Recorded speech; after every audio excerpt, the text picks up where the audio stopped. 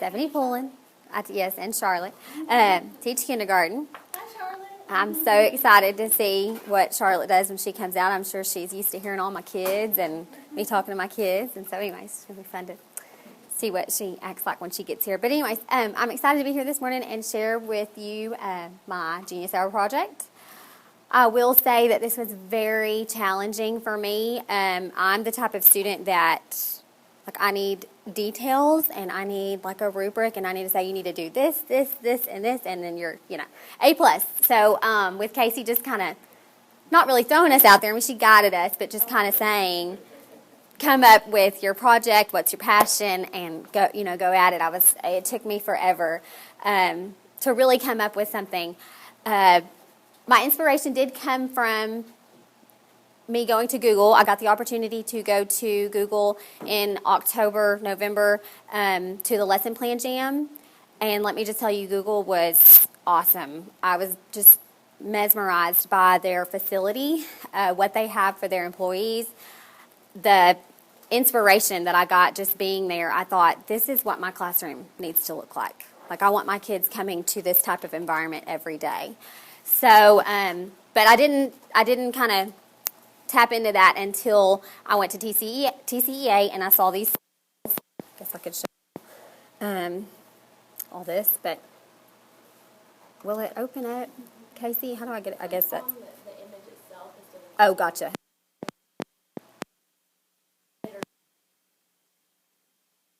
But I know I kind of see them. I don't know. They're not very big. But as Misty and I were walking through there at TCEA, we saw these stools, and they were just super cool. And I thought, I have got kids, probably just like you all, that are leaning on their chairs, putting them, on two legs, one leg, and I'm like, thankfully nobody's falling over and hurting themselves, but I have got a lot of wiggle worms in my classroom.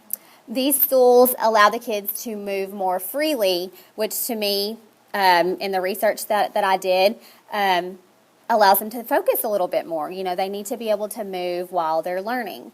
So I was inspired by these stools, and here's a little picture. I didn't get to take a whole lot at Google, so this really does not do it justice. But anyways, this is a big chair, a big comfy chair in Google that I got to sit in. So that is where my inspiration came from. My driving question is, how can I remake my classroom to better facilitate student thinking, creativity, and behavior? My goal is to create an overall more student-centered classroom. If you walk into my classroom on any day, usually, we're either on the iPads, doing a project. I've got kids working on a pic collage. I've got kids working on a show me. I'm thankful to have a class set of iPads. So I do try to make their learning very student-centered, but there are some days that I'm up here talking to them just like I am to you all, and I feel like it was teacher-directed all day long. And for my kindergartners, just like, all the way up to high school, they need to work on things or in a way that is more centered for them. So that's where my driving question, or what my driving question is. Here are my little pictures of inspiration. And then I did a huge, long blog post about how I started with this idea, came up with this idea, changed that idea to another one. I probably had about 10 different ideas before I settled on remaking my classroom. And that's where I came up with my thing link. So that's my words, my blog post.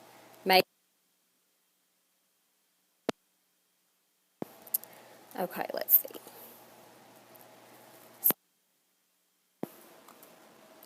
Kind of go back. This is going to go to just product. My plan was to get some of my students' input on what they would change if, they could change part of our classroom or add something in. What would they change? So here are. Okay, if you could change one thing about our classroom, what would it be? What would you do in that listening center? What would you listen to? I like that idea. So I have a reading center, but I don't feel it's student friendly. A lot of books that I like to read to them, not books that I allow them to just look through or listen to or read to themselves. So this little girl such a sweet baby. She said she wanted a listening center where she can, listen to books. I've got tons of QR codes that I found on Teachers Pay Teachers that are already, have books that they can scan. But you can see down here I've got a picture of my current listening center or reading center, and there's no